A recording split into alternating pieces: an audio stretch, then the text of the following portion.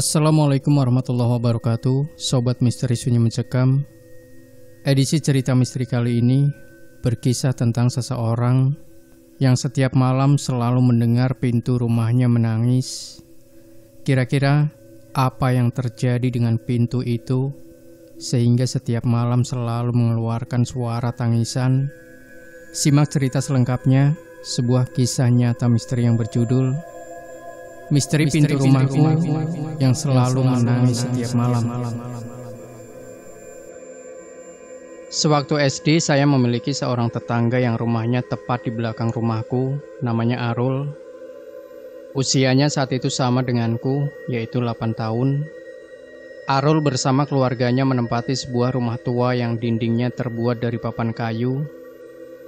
Atap rumah sudah banyak yang bolong, sehingga kalau musim hujan tiba, biasanya mereka tidak dapat tidur dengan nyenyak karena terkena tetesan air hujan.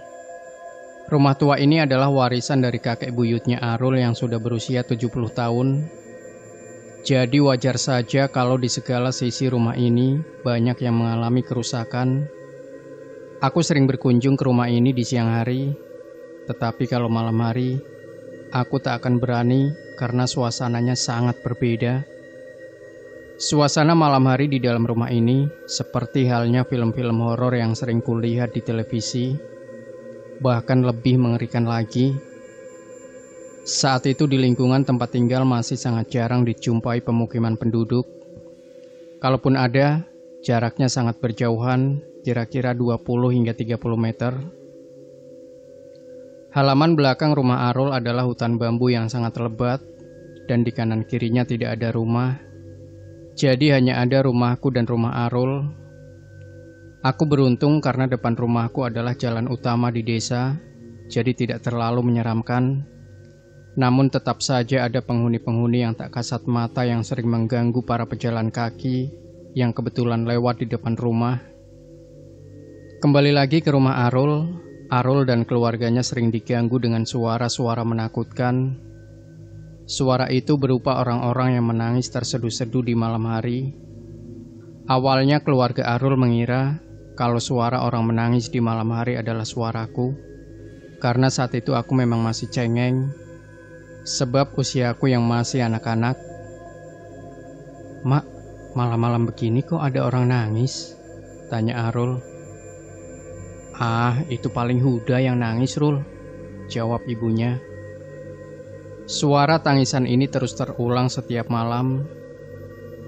Karena merasa heran, suatu pagi ibunya Arul datang ke rumahku untuk bertemu ibuku. "Bu, kok tiap malam Huda sering nangis, kenapa sih?" "Lah, kapan, Bu?" "Hampir tiap malam sih, Bu." "Nggak pernah loh, Bu." "Lah, emangnya jam berapa biasanya, Bu?"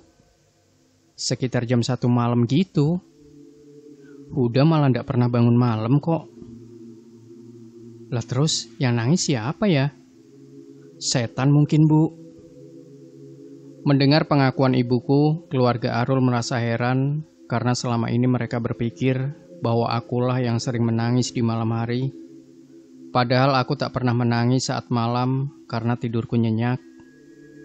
Fakta ini membuat keluarga Arul semakin penasaran bahwa siapakah yang sebenarnya sering menangis di malam hari. Akhirnya mereka pun menyelidikinya. Pada malam Jumat Kliwon, keluarga Arul sengaja berkumpul di dalam satu kamar.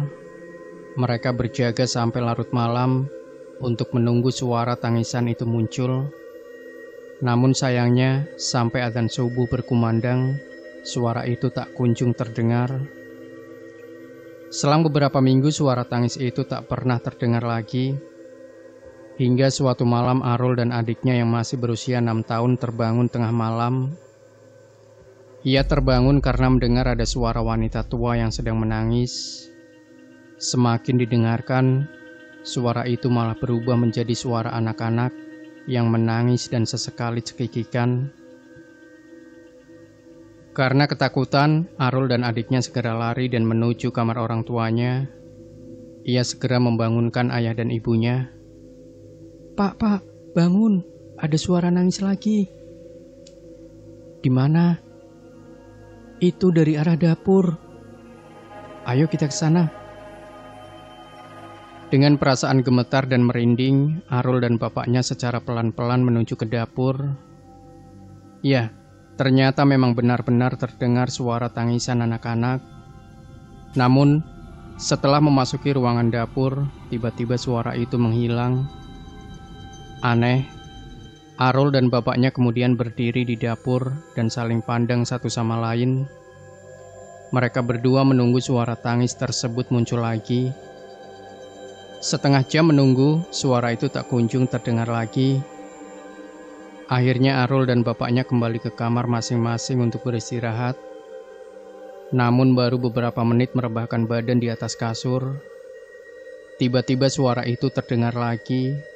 Arul pun segera memberitahu ayahnya lagi.